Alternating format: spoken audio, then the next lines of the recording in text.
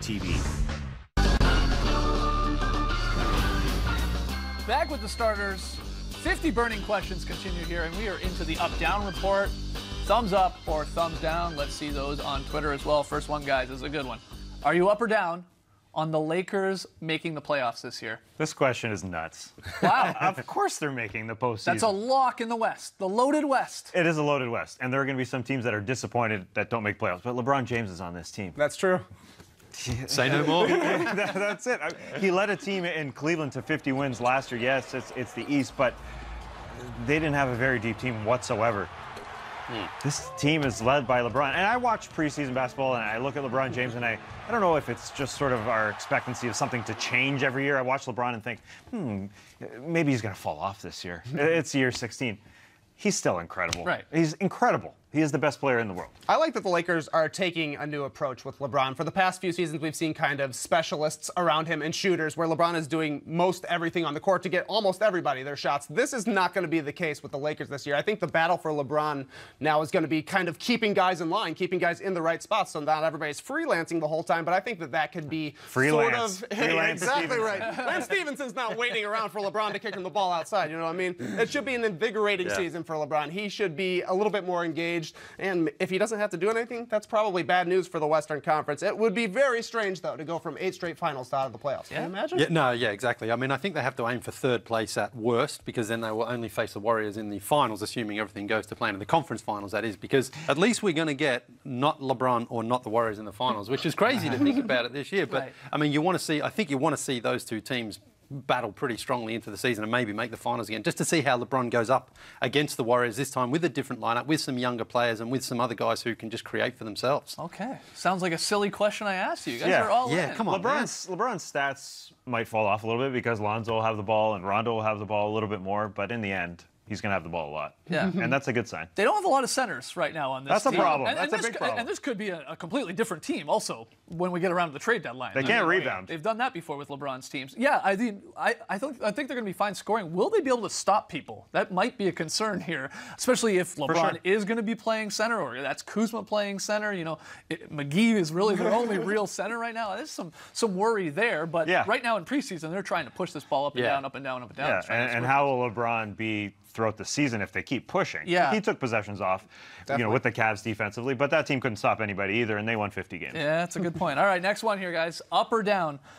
Will the Hawks be the NBA's worst team? Thumbs up, they are. Thumbs down, they are not. We heard some groans in the studio here in Atlanta. Yeah, we are in Atlanta. Okay, Trey says, yeah, they're going to be the worst. I'm going up just because I feel like it's going to be between them, perhaps the Knicks, the Kings, and the Suns, and the Hawks are just a little bit further behind in their rebuilding program. This is maybe you could count year 2, and they're turning the ball over to Trae Young, who just turned 20 years old. He's going to be kind of the main determinant for wins for them this season, and as a high-risk, high-reward player, that's going to be a lot of high risks, I have a feel, come season time, just because, as a 20-year-old being the point guard, it's going to be really tough adjusting to the NBA, but that's kind of the point for the Hawks right now. So as long as he has a fun season, it's a success in Atlanta. Throw in a rookie head coach as well, so there's going to be a lot of growth and development. They're positive things you say about a team, but they are certainly going to struggle to have wins. But John Collins, we saw him at Summer League. He looks like he's going to take a step up this year. He's knocking down the three-pointer, so there's certainly some positive signs, but I think this year is going to be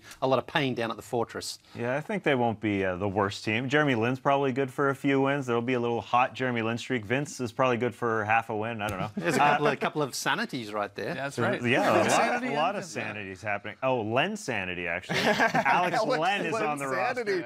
Somebody said that once about him. So there's a lot of sanities. Okay, but if it's not the Hawks, is it a team like the Magic? Is it is it the Suns? Kings. Is that a lot? Yeah, The Kings or Magic, one of them for me. Okay, and is that because do you look to the West because they're going to be playing a lot better teams night in and night out than maybe a team like the Hawks or even the Magic? And I'm talking obviously about the Kings here and the Suns. Does that come into play? I think that's a part of it for sure. There are no pushovers out west other than the Kings and the Suns probably. Yeah. But that's it. Yeah. I think as well, Bagley is going to be good there for the Kings. But again, they've just got so many young players and so many sort of misfit pieces that they just haven't been able to get it together for such a long time. I don't think they're going to all of a sudden turn it around overnight. I think they should be better than they were last year, but they're still a long way from challenging for the playoffs anyway. All right, next question here. Up or down? Nikola Jokic making his first All-Star team. Yeah, give it. Thumbs up, thumbs up. Trey says no. let's start with you guys. Why is he, in your opinion, sort of like a lock to make it? I'm positive the Nuggets are going to have a good year. They're going to have that breakout year. They're making the postseason. I think Isaiah Thomas comes in that locker room and gives them a bunch of swagger. This team is just too good to not make the postseason. And you look up and down the teams that should make the playoffs in the Western Conference, and their forwards, and Jokic is one of the top 7. Right. 7 forwards get picked. He's got to make it. I think he's too good not to. If you look at sort of the top row here, LeBron, Durant, Davis, they're making it. I think LaMarcus Aldridge, That's a question mark. His spot might be taken by DeMar DeRozan, even if they're up in the standings. You know, so we got 3 there for me. Paul George could make it. 4, Draymond, 5.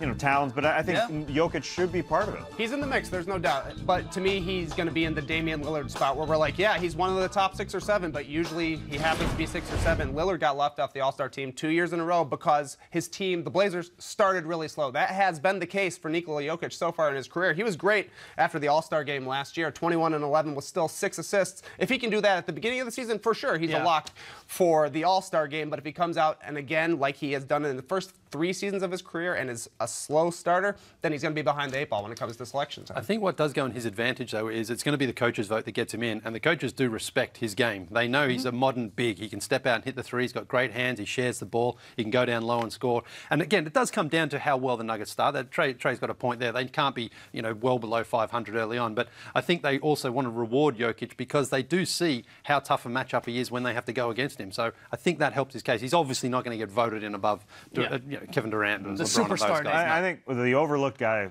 who's overlooked every year is Paul Millsap is starting healthy with that team. He should help them a lot. And Nikola Jokic is drinking less Pepsi this year. That's what I've heard. Good start. Good start. All right, final one here, guys, in up-down.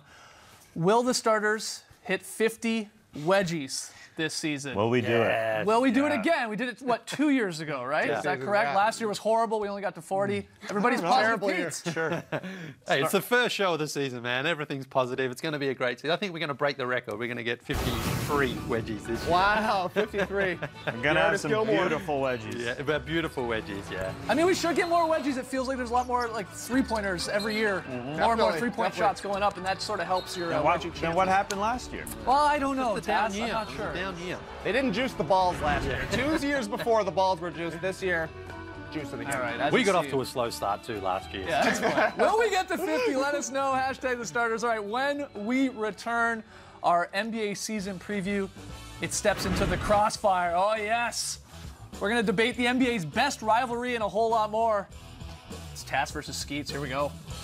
Starter's best rivalry right there.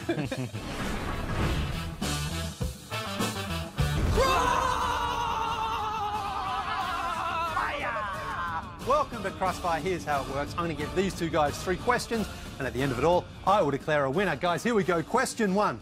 There are so many things that makes this league of ours the best in the world. The players, the teams, and of course, the dramas. But what is the best rivalry in our league? Here we go. Well, in today's NBA, where seemingly everyone loves each other, it's nice to have some real animosity between 2 teams, which is why I'm going with the Wizards and the Celtics. They dislike each other, and I'm all here for it. We've had Smart and Beal get into it before. John Wall got booped on the nose. We had the funeral game.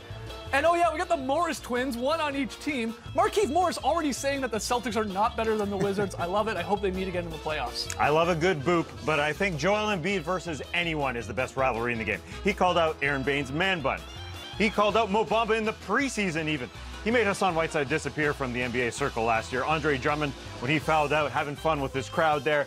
Even DeAndre Ayton, when he was drafted, Joel Embiid called him out. Before he stepped onto the floor, he said, "Don't compare Ayton to me. I play defense."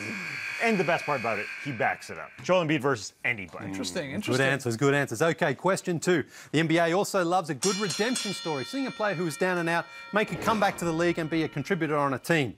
Who will have the best comeback story this season? Here we go. I'm cheering for Isaiah Thomas in Denver. And I think he'll have a comeback story, not so much for his play, but I think his reputation will be rehabilitated because that locker room is extremely quiet. Mike Malone said you could hear a pin drop in that locker room, but since he's come there in training camp already, you just hear him yapping. I think his swagger will help them get back to the postseason. There'll be a lot of stories written about Isaiah Thomas helping them on the court, but also in the locker room. Go IT. I'm not saying this just because it's Canadian Thanksgiving. Happy Canadian Thanksgiving. But I'm going Andrew Wiggins for comeback story of this season. Wiggins Island is the new Waiters Island, all right? Everybody got off of Wiggins Island. They were gone. They gave up hope. I haven't given up hope. You know, it's going to be a new situation there in Minnesota. He's got his max contract. Now is the time for him to really show up and prove that he can be a star player in this league. I think he can get back to being that 23-point-per-game scorer. Hopefully he adds a little defense to that as well. But I'm ready for Wiggins to turn this around. Okay, here we go. You're skeptical. I'm skeptical on Canadian Thanksgiving. I won't call you out, though. Okay, question 3. When the games aren't being played on the court, there's a competition going on offline, but on our devices. So who is the league's social media MVP? Here we go. Well, Tass sort of basically already said it. Joel Embiid is the king of social media. He's good. Case closed. And enjoy it now, because in a couple years, everybody's going to hate him. You can see it coming. But look at this guy's summer. Stepping to Ronda Rousey. Had some fun as a tourist Is that in Photoshop? Paris. No, I believe not. And then my favorite, this photo with the caption, laying out these bricks before the season starts so I don't miss game-tying shots in the playoffs. Hilarious, self-deprecating. I go with Embiid. He's great, but I think the king of the league, LeBron James, also the king of social media. He will speak out on any issue whatsoever. Also, he has great reach. Look at that stat. More Twitter followers than basically everybody combined. Also, engagement. We know social media is about engagement, and LeBron James leads the league in engagement. What does that even mean? I have no idea. I have no idea whatsoever. Well, you can engage with the championship Wow. belt. That's a great start to the year. Well done. Amazing. It's going to be a great year, beautiful belt. Good win. Lots more still to come on the Starters NBA season preview. Don't go anywhere.